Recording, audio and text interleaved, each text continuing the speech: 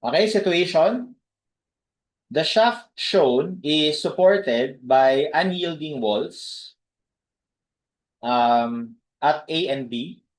It is subjected to a torque T in the location shown. So in this problem, we are given L1 to be 4 meters and L2 to be 3 meters. The applied torque is 40 kilonewton meter. And we are given the shear modulus 78 megapascals. For number 1, if the diameter of the solid shaft is 50 mm, determine the reaction at A. So pinapahanap yung reaction sa supports. So syempre, dahil yung moment natin dito, no, using yung right thumb rule, pag ganito yan eh. Diba? Pag ganito kasi yan eh. Kasi ito, ibig sabihin, ituturo mo siya sa right thumb mo. Ganyan siya. So, doon siya nakaturo. So, yung moment mo pag ganito.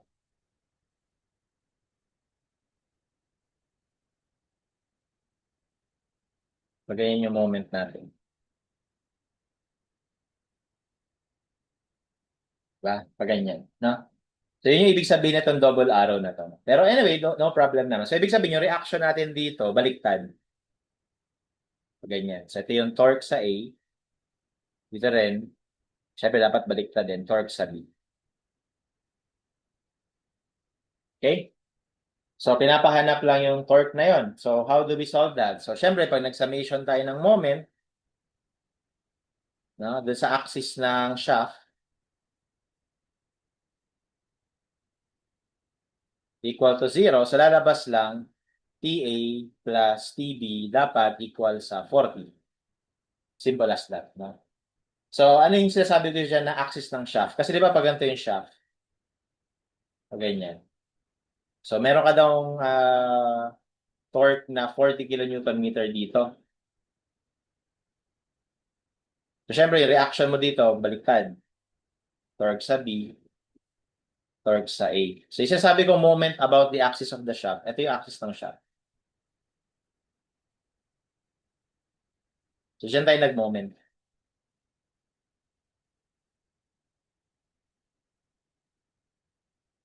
Okay? Ayan. Kaya pag nag-moment ka, ito plus ito equal dapat dito. That's equation 1. Problema, wala na tayong ibang equilibrium equation na magagamit kasi nagamit na natin summation ng moment. When summation of forces ka naman, wala namang kasing force na involved. Puro moment lang. Kaya yun na yun, no? Ito lang yung equation na mahuhugot natin from equilibrium. So ano pa ibang way para makaproduce pa ng isa pang equation? So gagamit tayo ngayon ng compatibility equation. So ang compatibility equation natin is i-base natin sa deformation niya. So ang alam kasi natin dyan, kapag nag-twist ito, ang itsura, pag ganito, tapos babalik doon. So, dapat, ang total na angle of twist natin from A to B, mula dito hanggang dito, pantay lang kasi unyielding daw itong walls eh. So, ibig sabihin, yung walls hindi yan masisira or hindi siya gagalaw. So, ibig sabihin, kung nasaan ito located, papunta doon sa kabilang dulo, straight line lang yan. So, ibig sabihin, yung total angle of twist natin from A to B should be 0.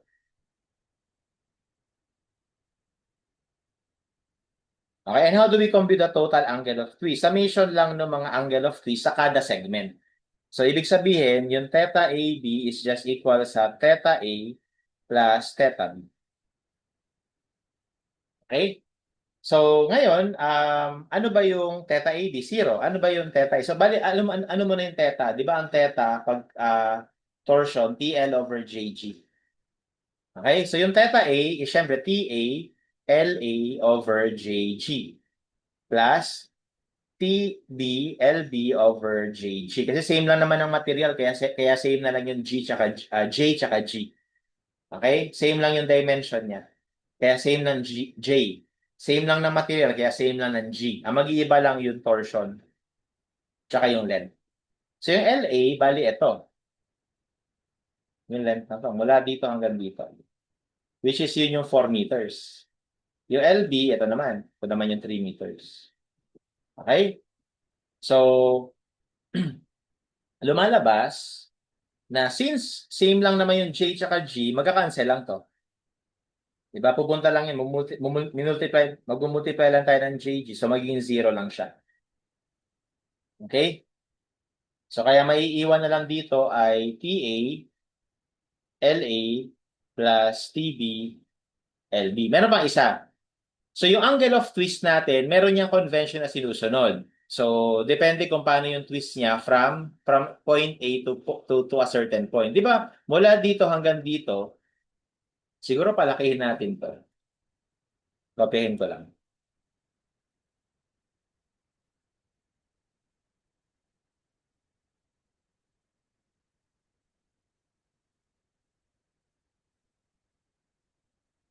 Palakihin na para lang makita. Okay, so ito yung ibig ko sabihin. So, bali yung angle A na yan, ito yan. Gawin ko lang tong straight line ha. Yung angle A9, ito yun. Okay, and dahil kung mapapansin natin, yung theta A natin, kung gagawin ko tong reference, parang ano siya, ano ba yan? Clockwise yung rotation niya, di ba? Okay, for this reference, sa initial point niya, ang reference natin, initial point, papunta doon sa second point, clockwise. Pero kapag tingnan naman natin yung theta B, ito naman yung theta B. Okay, so bali yung reference naman natin ito. So ito naman yung theta B. So ito rin yun. Theta B rin yan.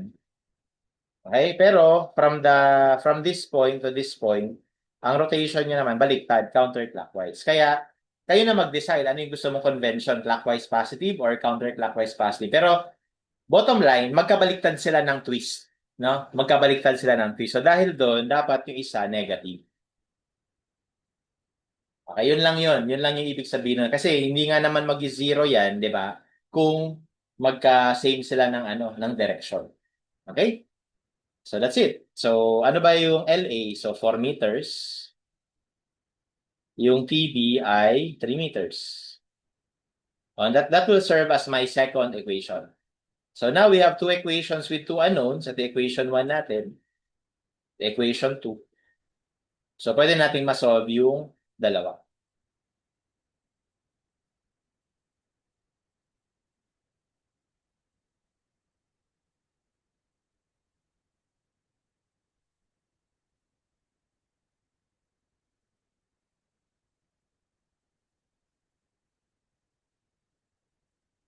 Okay, so TA is 17.14.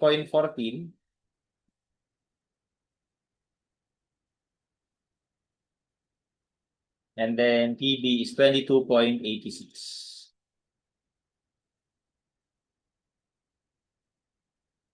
Okay, so yun yung reaction. Pero ang tanong sa atin, what is the reaction at A, di ba? So ito na yan. Okay, so that is letters.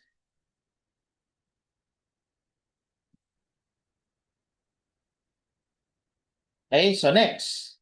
Number 2, if the allowable angle of twist is 6 degrees, determine the required diameter. So pinapa-design na siya ano yung diameter. So angle of twist 6 degrees. So for number 2, yung allowable angle of twist daw should not exceed 6 degrees. So, you might think na, sir, akala ko ba yung angle of twist ko 0? Yes, yung total angle of twist from A to B, 0. Pero natutunan natin dito na dahil dun sa torque na to, meron pa rin siyang twist. Ang yun nga lang mangyari, babalik siya dun.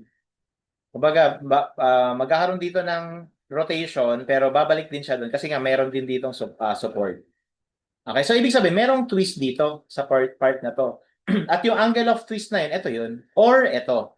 Pero since equal yan, kasi equal to eh. Di ba? Equal dapat ang dalawa eh.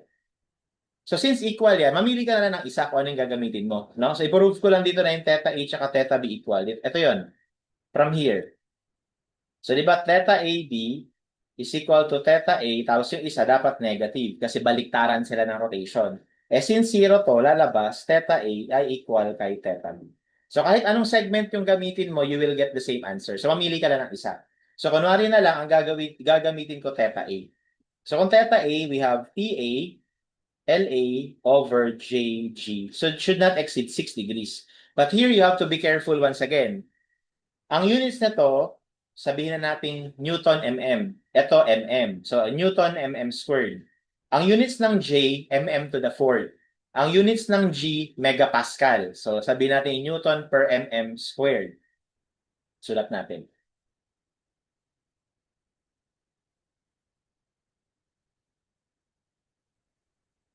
So, magka-cancel ito, squared yan. Magka-cancel ito, tapos magka-cancel itong natitirang square sa dalawang to. So, unitless siya.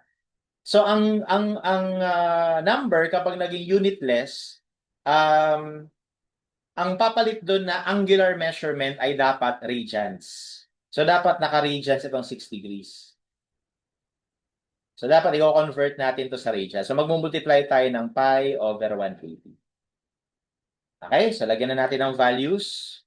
So, yung TA as calculated is 17.14. Gawin natin Newton mm. Yung length sa segment A ay 4. Gawin natin mm. So, 4,000. Over J. Ano nga ulit ang J ng circular shaft? So, pi over 32. Diameter to the fourth. Okay? Solid circular shaft. Times G. So, ang G natin ay 78. Actually, may correction lang ako dito, guys. Dapat ano ata to. So, anyway, check ko na lang mamaya. Pero dapat ata gigapascal to. Hindi megapascal. Anyway, malalaman natin mamaya.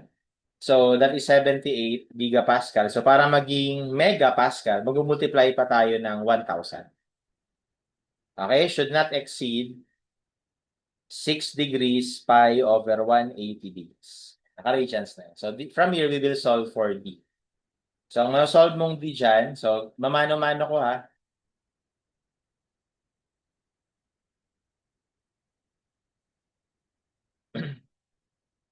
So, pwede naman i-shift solve, pero mamano-mano ko. So, mangyayari, cross-multiply ito dun. Kasi ito, di-divide natin dito. Tapos may to the 4, so 4th root. So, bali, 4th root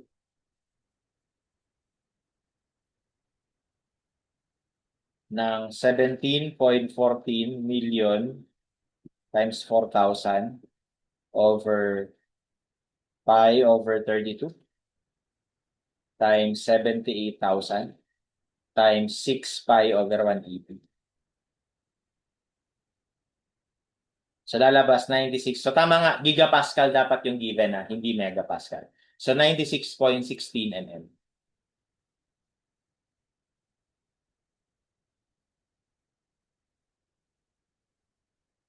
Okay? So, baka nagtataka kayo, bakit naging greater than itong D? Kasi po, di ba, pag kinross multiply mo to doon, mapupunta dito yung D to the fourth. Tapos lahat ng to, lahat ng constant dito may iwan.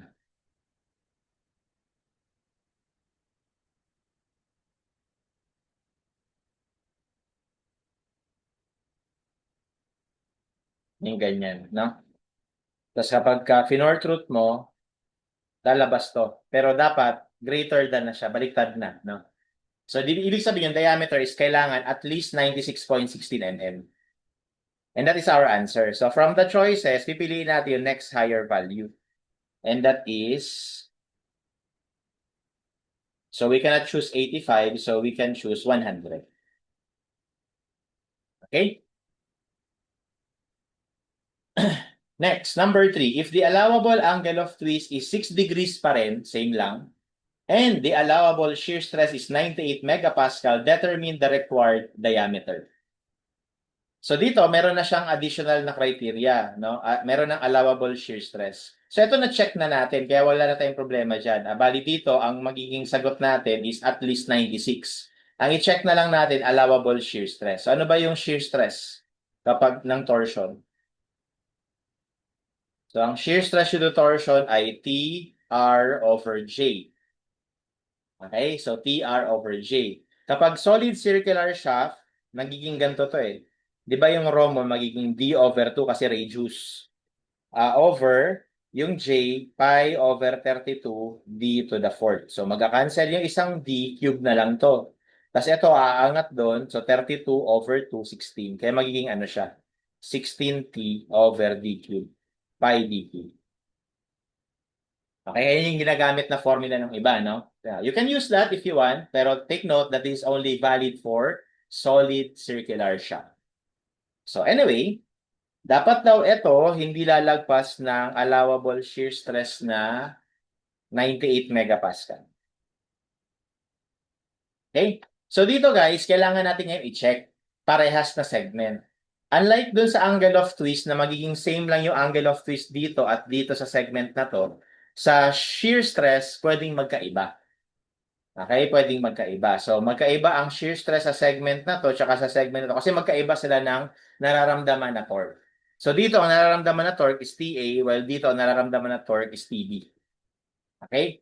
So alin yung mas malaki? So actually mas malaki to. Pero check na rin natin yung TA. So kunwari muna sa A tayo. So shear stress sa A ay equal sa 16 TA, 17.14. Gawin lang natin tong Newton mm over pi diameter cube. Should not exceed 98. So ang lalabas dito na D is at least, tingnan natin. So this time cube root naman. Cube root ng 16 times 17.14 million over pi times 98. So 96.22. Okay, pag chinek naman natin yung shear stress sa B, that is 16. So TB naman, ano ba yung TB? 22.86. Gawin ulit natin Newton mm over pi d cube. Should not exceed 98. So ang D natin dito, actually mas malaki to. Kasi mas malaki yung T.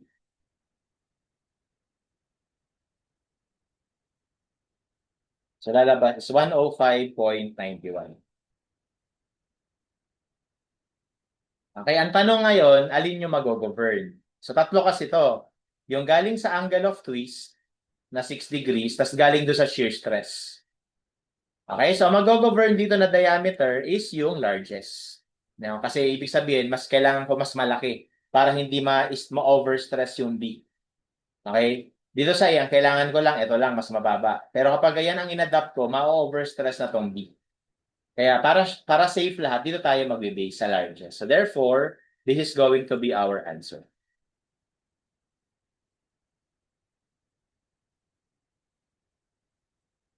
Okay, so from the choices, we will choose the next higher value and that is 110.